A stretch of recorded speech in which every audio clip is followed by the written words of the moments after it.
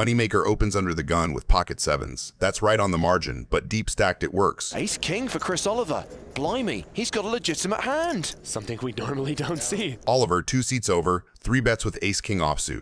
Against an early position open, that's completely standard. Ace-king is at the top of the non-pair range, and 3 betting applies pressure. Already you can see how the ranges are shaping up. Oliver is more top-heavy, Moneymaker is more board-connected. When Moneymaker makes the call, his range keeps all the pocket pairs and suited connectors that play well on dynamic textures. What you got, Chris?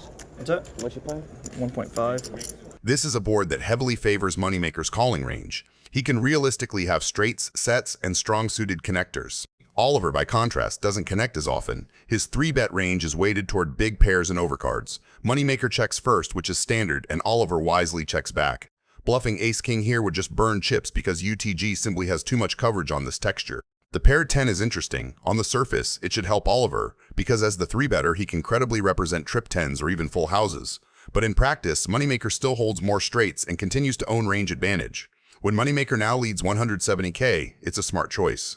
He denies equity to ace-highs and clubs, and he's telling a believable story of strength. Oliver makes the call with ace-king, but this is a thin float. Ace-king looks pretty pre-flop, but on this turn, it's ugly enough to give Freddy Krueger nightmares. The river completes everything, straights, flushes, full houses. Moneymaker checks, which is a clever trap. After leading the turn, this invites Oliver to take a stab. Oliver obliges, betting 200K, trying to represent the very monsters that just got there.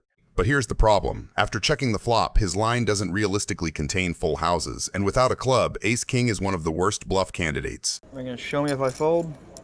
Anytime you ask, I'll show you. Chris, Moneymaker. Moneymaker sees right through it and springs the trap with a check raise to 450K. Oliver can't credibly continue. And Chris Oliver forced to fold ace-high. Nozaki takes the most profitable path out of position, a squeeze to 56K. The size is on point, big enough to deny set mine pricing, small enough to keep worse pairs and broadways attached. Garcia's call continues a wide UTG range that wants to realize position. Drining comes along because he's deep, in position, and one 5-to-1 set rolls off often enough to justify the peel. Well, there's a 9 and a 4 set over set sickness. On the flop, range meets board in a dangerous way. Nozaki has the top of everything. Top set and C-bets just 63K. That sizing is perfect here. It prices out the pure air, charges the spade draws and gutters, and crucially leaves room for worse to continue or bluff raise. Garcia picks up an inside straight draw plus backdoor diamonds, calling pressures. Nozaki's ace-highs without overcommitting. Drinan, with bottom set, chooses the flat rather than the raise. Multi-way, raising folds the bluffs and isolates him against overpairs with a spade or the 2 higher sets that beats him. Calling keeps Nozaki firing and lets Garcia continue with dominated draws. The turn is a total brick. Nozaki checks. A trap that leverages his stack to pot 255K behind sets up a clean check jam over any stab. Garcia obliges for 157K, representing big spades, overpairs, and the occasional slow-played set while using his equity to pressure-capped one pair. Drinan's call with a set is the KG pot control line in position. It keeps Garcia's bluffs in and invites Nozaki to make a mistake. Instead, Nozaki springs the trap. I'm holding. The pricing is brutal. Garcia needs 98K more into a mountain and can't release a straight draw. Drinan is never folding a set for that price. Both call, and Nozaki has them drawing thin to redraws and counterfeit outs. The front door spade misses and the board pairs again. With Nozaki all in and the side pot being non-existent, Garcia and Drinan check it down, not willing to risk any more on this already insane hand. 2 pair. Lucky day. At least he gets that this is not common. Tony G is looking down at Jack 9 offsuit. I regret it every single time. Round of straddles is on. 5. Raise to 5. Perfect. Pre-flop begins with a fascinating clash between 2 distinct generations of poker aggression. Ethan Rampage Yao, the face of the modern poker vlogging era. Pro. And of course, the 2K ante, Who can object? the straddle gets an incredible price here. Super pro. Against the super pro. However, the legendary Tony G, sitting in the straddle, is not a player who enjoys folding his territory. The flop falls an absolute statistical disaster for the veteran. Both players have flopped trip jacks, but the hierarchy is brutal. Rampage holds the king kicker, giving him a massive advantage, while Tony is the victim of a classic kicker trap with his 9. Tony G checks, adhering to a deceptive defensive line. Rampage fires a small continuation bet of 3,000 meant to induce action. Tony, sensing that Rampage might be continuation betting with air, executes a raise to 8,000. This is where the hand enters a high-level clickback war.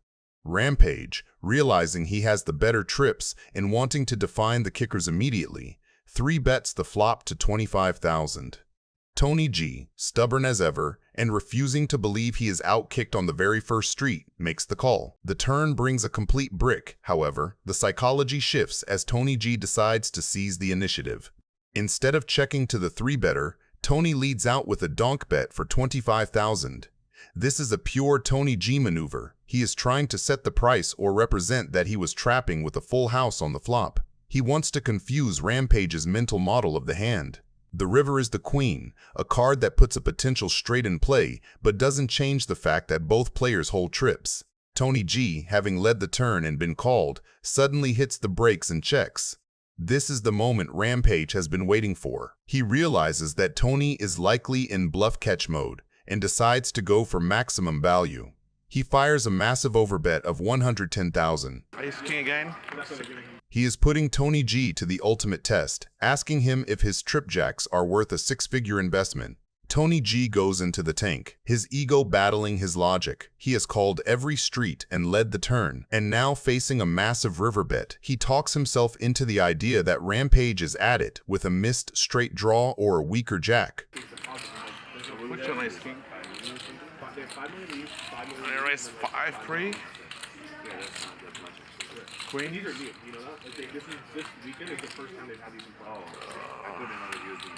And he's going to get paid off. Rampage here. Trips over trips. Jack, yeah. The loose cannon is looking down on pocket jacks. He puts in the re-raise to 4,200, and that single decision defines everyone else's incentives. From his seat, he is doing two things at once: value targeting the opener with a tight, high card-heavy range, and forcing the field to reveal how speculative they're willing to get at price. And Hachem, with a mid-pair, is taking the classic set mine plus pressure line. The price after a 3-bet is not perfect, but against 3 players, the implied odds get juicier, and 7s retain outs against almost anything. Okay, we all wasted time. We did our little, every one of us, we did the, we know we're calling. Yeah, whenever you call everybody knew it was. We all know we're calling. It's just a little, we're trying to be like Jennifer Tilly there a little bit. Actors. Oh, yeah. The loose cannon has just connected in the strongest way possible and chooses stillness over fireworks.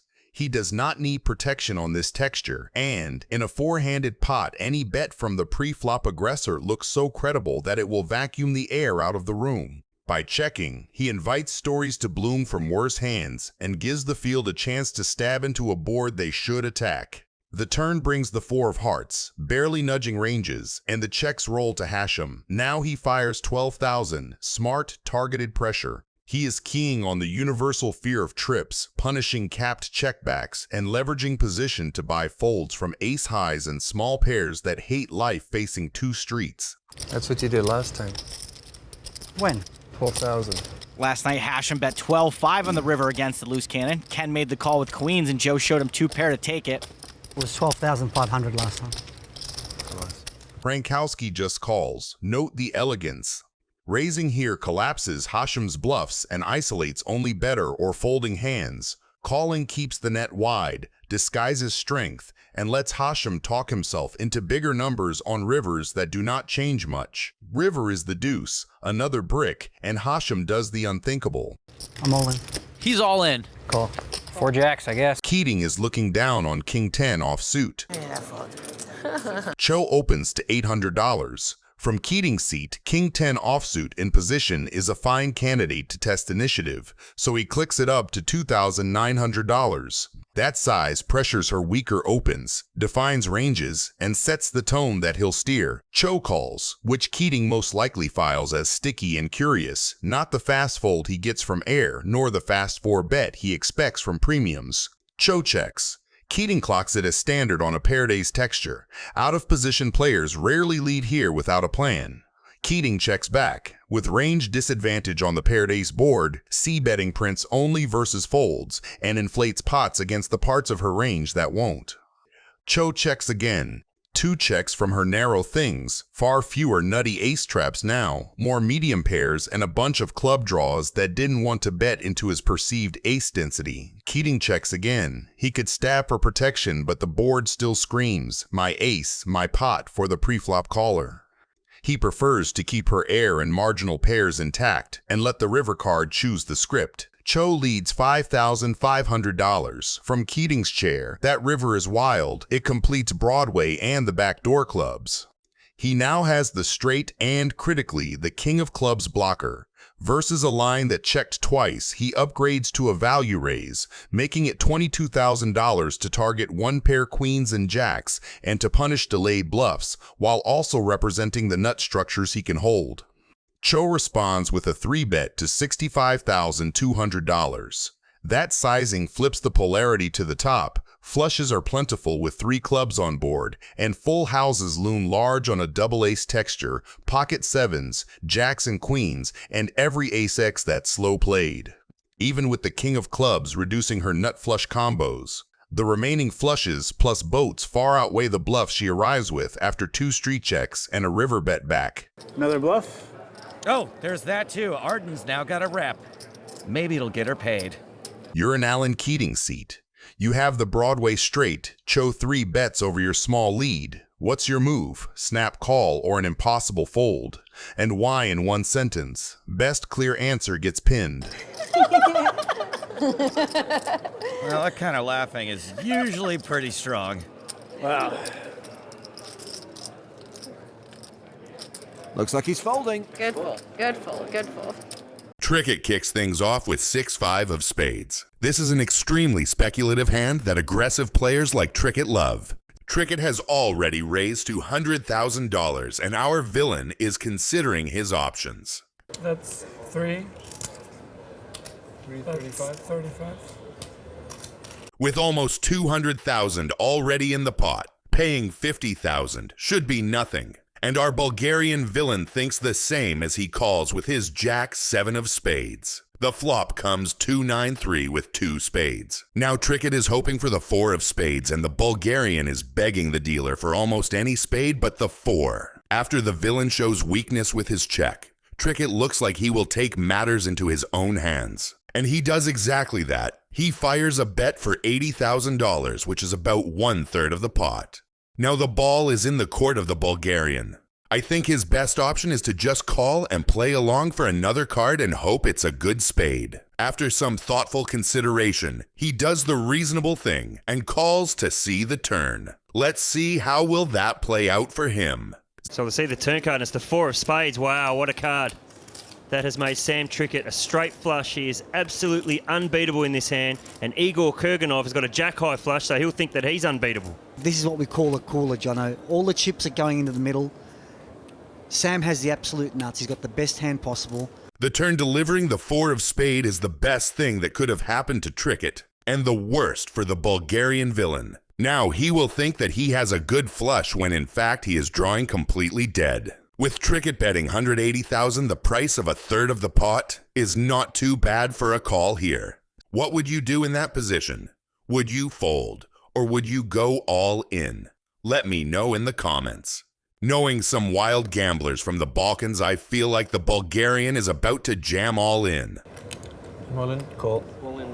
Doug Polk kicks things off with Jack-9 suited, a hand that can pop off real hard if the flop comes just right. Doug has already 3-bet his opponent raise, trying to portray strength. As he is calling, I am inclined to tell you that Owen, the guy with the pocket 10s, is an amateur, and I think this is his first professional table. Imagine playing versus one of the biggest names in the game on your first table. Doug hits 2 pair on this flop.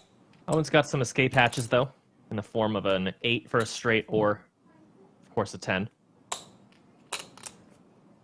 After the flop delivers a 2 pair for Doug Polk, I am starting to worry about our friend Owen here. He is indeed holding a good pair and has an open-ended straight flush draw, but Doug is currently holding the nuts and is looking to apply pressure with another $4,000 bet.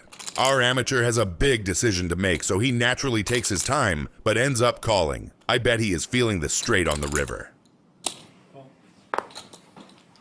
How much do you have behind here? It's like 20. 43, 50. Oh my goodness. Nice turn card for Owen. Not only does he have the straight, he's got straight flush redraw. With the straight on the turn, Owen now takes 35 seconds to decide that he wants to bet more than half the pot for $10,000. But don't worry, I have sped it up for you. Owen goes for a 2/3 pot bet. Sets up a nice sized river shove should he get called. After the amateur bet, Doug's call was almost like a snap call compared to how long they're taking to decide this game. Doug's not going to go anywhere. 2-pair just yet. And there's the straight flush. Wow. All in. Owen does go all in. Really brutal. But if Owen taking so long to decide wasn't enough, Doug Polk contemplated the laws of the universe for a minute and a half before making his decision. But once again, I have sped up to his decision. Let's check it out. Queen X of diamonds. I have so many hearts, though. Doug is just trying to think of hands that he beats. I don't like this one bit. I don't like this one bit. Yeah, maybe Owen has king, queen of diamonds exactly.